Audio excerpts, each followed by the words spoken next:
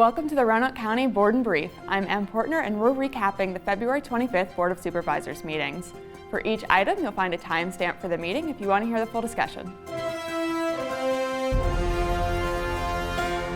The 2 p.m. session included the reading of 2 ordinances. The first was an emergency ordinance accepting and appropriating a $208,862 grant from the Virginia Brownfield Restoration and Economic Redevelopment Assistance Fund program. The money will go to remediating asbestos for 2 properties in the county during their redevelopment. The board also heard the first reading of an ordinance to lease 35 parking spots for employees of the Department of Social Services. The second reading for the ordinance will be on March 11th. The board approved an appointment to the Roanoke County Economic Development Authority without discussion. The board also approved the consent agenda without discussion. This included the first reading of a special use permit for the Lovable Services, Inc. for a restaurant on Merriman Road with a second reading and public hearing on March 25th. In the consent agenda, the board also accepted grant funds for an ambulance from the Virginia Department of Health.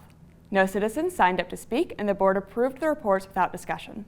In the 6 p.m. session, Megan Cronice gave an overview of the Safe Streets and Roads for All Draft Comprehension Plan, and the board approved the resolution to amend the Roanoke County 200 Plan to incorporate the Safe Streets Plan.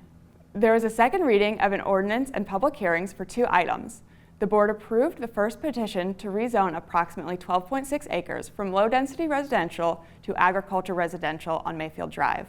The board also approved the second item, which was a petition from B2X Online Inc. to obtain a special use permit to construct a broadcast tower on Tinsley Lane on land zoned for agricultural residential.